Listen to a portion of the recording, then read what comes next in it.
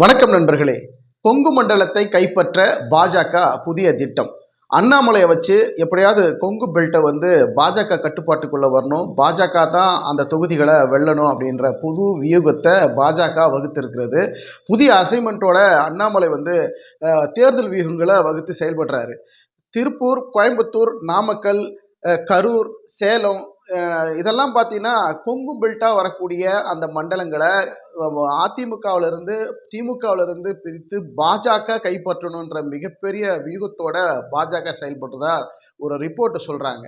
ஆனால் திமுகவுக்கும் அதிமுகவுக்கும் இது மிகப்பெரிய அதிர்ச்சியான செய்தி.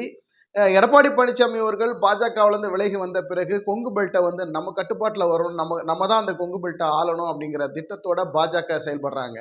எடப்பாடி பழனிசாமியின் ஒவ்வொரு அசைவுகளும், பாஜகவை எதிர்க்கிற ஒவ்வொரு அசைவும் எடப்பாடி பழனிசாமி அவர்களுக்கு மிகப்பெரிய பின்னடைவை கொடுக்குங்கிற ரிப்போர்ட்டும் சொல்கிறாங்க.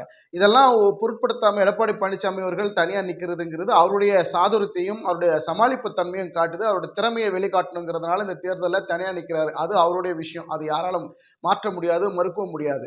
ஆனாலும் பன்னீர்செல்வம் அவர்கள் பாஜகவுக்கு ஆதரவாக இருக்கிறாரு, பாஜகவுடன் கூட்டணி வைத்திருக்கிறாரு. பாஜகவுக்கு ஆதரவாக செயல்பட்டு தேனி தொகுதியில் வென்று பாஜகவுக்கு சமர்ப்பிப்பதற்காக பன்னீர்செல்வம் அவர்கள் திட்டமிட்டு இருக்கிறாரு.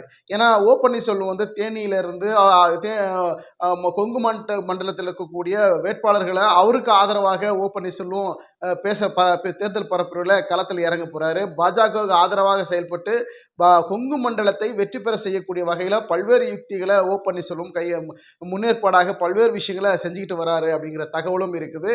இதனால திமுகவுக்கும் அதிமுகவுக்கும் மிகப்பெரிய அதிர்ச்சியை தான் காத்துக்கிட்டு இருக்கோம். காரணம் என்னன்னா, அண்ணாமலையினுடைய பாத யாத்திரை நிகழ்ச்சி 100 நாள் நிறைவு பெற்று பல்லடத்தில், திருப்பூர் மாவட்டம் பல்லடத்தில் அந்த நிறைவு விழாவில் மோடி அவர்கள் பங்கேற்று பேச இருக்கிறாங்க.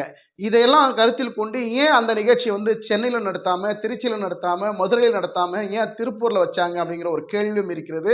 அந்த கொங்கு பெல்ட்டில் இருக்கக்கூடிய திருப்பூர் மாவட்டத்தை பல்லடத்தில் அந்த நிகழ்ச்சி வச்சு அங்கே ஒரு கவனத்தை ஈர்க்கணும், மக்களுடைய அட்டென்ஷனை கொண்டு வரணும் அப்படின்னு பாஜக விரும்புகிறாங்க அப்படின்றது தான் ஒரு சர்வே ரிப்போர்ட்டும் சொல்லுது. அதே நேரத்தில் கொங்கு பெல்ட்டை பாஜக கட்டுப்பாட்டுக்குள்ளே வரணும், பாஜக தொகுதியாக மாறணும், அதிமுக திமுக இவங்ககிட்ட இருந்து அந்த கொங்கு பெல்ட்டை நம்ம கொண்டு வரணும் அப்படிங்கிற வியூகத்தை அண்ணாமலை சரியான ஸ்கெட்ச் போட்டு காய நகர்த்தி போறாரு அப்படிங்கிற ஒரு பெரிய சர்வே ரிப்போர்ட், அதிர்ச்சி ரிப்போர்ட்டை சொல்றாங்க. இதனால அதிமுகவுக்கும் திமுகவுக்கும் மிகப்பெரிய அதிர்ச்சி தான் காத்துட்டு இருக்கோம். பொறுத்திருந்து பார்க்கலாம். நாடாளுமன்ற தேர்தலில் கொங்கு பெல்ட்டை இருக்கக்கூடிய தொகுதிகள் திமுக வெல்லுமா, அதிமுக வெல்லுமா, பாஜக வெல்லுமா, பொறுத்திருந்து பார்க்கலாம். நன்றி, வணக்கம்.